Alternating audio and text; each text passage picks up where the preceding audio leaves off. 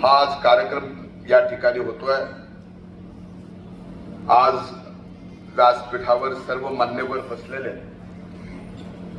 मी त्या सर्वांची क्षमा मागतो, कारण मला आज जरा बोलायला त्रास होतोय, पण माझ्या आईचं नाव घेतल्याशिवाय हा कार्यक्रम पूर्ण होऊ शकत नाही।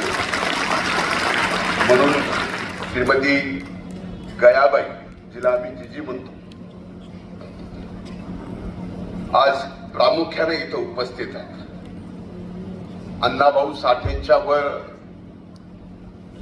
बोलायचं झालं तर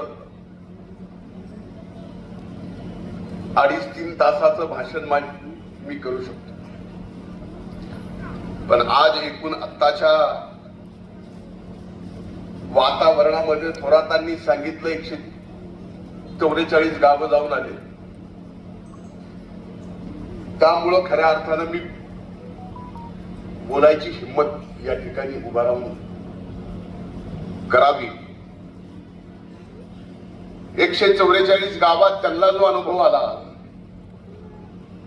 तो बीड जिल्ह्याच्या अनेक जिल्ह्याच्या प्रत्येक गावागावावरती अनुभव आलेला आहे। मी तर म्हणेल की आपण सुद्धा आपले आपले महापुरुष बांधून घेतले। छत्रपती शिवाजी महाराजांची जयंती म्हणले की फक्त मराठा समाजाने करायची,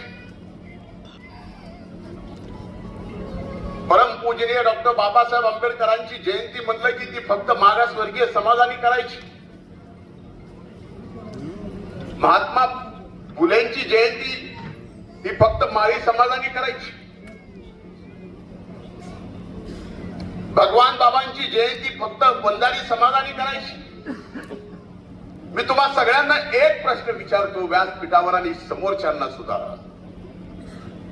काऊ छत्रपती शिवाजी महाराजांनी रयतेचं राज्य फक्त मराठा समाजासाठी उभं केलं नव्हतं, तर 18 पगड जाती धर्मासाठी उभं केलं।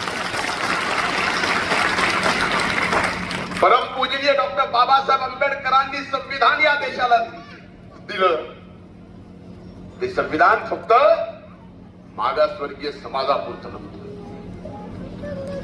साहित्यातून उपाशी माणसाची व्यथा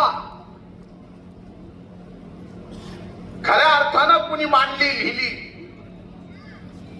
ती अण्णाभाऊ साठेंनी, ज्यांची जयंती आपण आज साजरी करतोय, तो उपाशी माणूस फक्त मातंग नव्हता। महात्मा फुलेंनी स्वातंत्र्याच्या अगोदर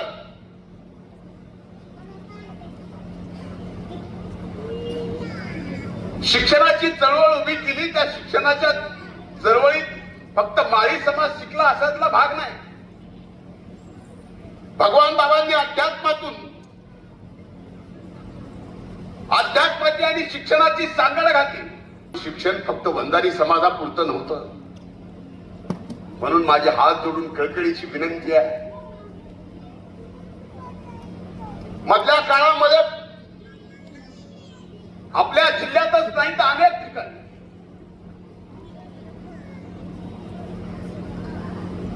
सामाजिक समता उरली नाही। मला तर सांगायला लाज वाटते, या बीड जिल्ह्यामध्ये पोलिसाला सुद्धा स्वतःच आडनाव लावता येत नसेल तर ही सामाजिक समता आहे का सांगा।